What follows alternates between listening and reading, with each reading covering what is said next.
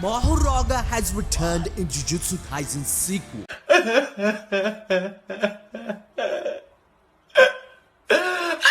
And the battle for Earth is more insane than ever. Oh my god! Okay, it's happening! Everybody stay calm! What's the procedure, everyone? What's the procedure? Stay calm! But Yuka plans for Mahoraga to adapt in time while she hides in the shadows. What? Why? Why? And on the way down, the aura farming is glorious. She apologizes to Dabura and finally calls out Mahoraga. Yeah, our prediction was right on the spot. This is why you need to hit the notification bell, people, because word for word, bar for bar, we got this one right. Now, during chapter 14, we learned from Sugiri that Yuka is planning to use a binding vow as a last resort to power up. That's why we see Mahoraga is powered up more than ever. She could have easily made a vow in exchange for her remaining lifespan to strengthen the beast, even reducing the number of spins Mahoraga's wheel requires to adapt to Dabura's technique. This would increase her chances of winning tenfold, and as adaptation is complete, Mahoraga can continue its analysis and develop different ways to counter, just as it did against Gojo to create the formula for the world cutting slash. This confirms that Yuka has interpreted the 10 shadows different from Megami. As Sukuna stated, sorcerers from different era can use the same technique in an altered way. So for Yuka, she adopts the properties of the shikigami onto herself, on top of being able to summon them. However, she still hasn't tamed Mahoraga yet. That's why its first attempt is to kill Yuka, but she escapes into the shadows.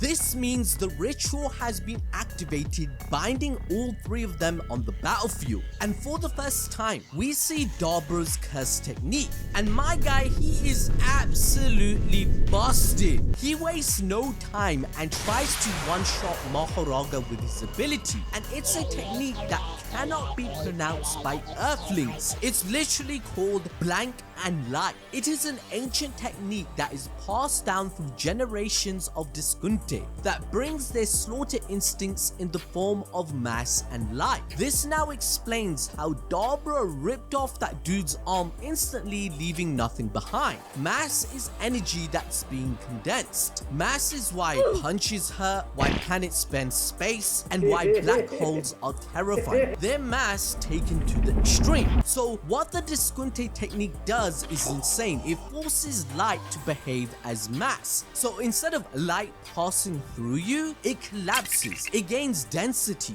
and manifests as a concentrated slab of destructive force. And using this, he instantly one-shots Mahoraga, pulling these slabs of light through his body multiple times. However, guess what? The general tanks it like a beast, as we get confirmation that for the first time, his adaptation process has begun against an extraterrestrial being. It has already begun spinning once, where against Gojo, it only needed 4 to 5 for limitless and infinite void. If that happens, it's a wrap. Mahoraga is pretty OP and you would win. He even forced a 15-finger Sukuna to use Fuga to one-shot it, as the king realized that's the best way to deal with his adaptation. So for the first time in history, Dabura hasn't one-shot someone in his life, and if he doesn't figure out the solution, he will lose. But I believe this fight will cause utter betrayal. You see, for the first time, Dabura will be receiving a match he will enjoy. But remember, in chapter 4, Maru calls a random ass shikigami from the old Giza a Kalyan, and now the Lumerians are calling the cursed spirits the same, which means Mahoraga and the other shikigami could be considered as Kalyan as well. Like in real life lore, shikigami are kami that are prayed to in old Japan, literally following the lore Lumerians believe in the first place. So we can go two ways from here.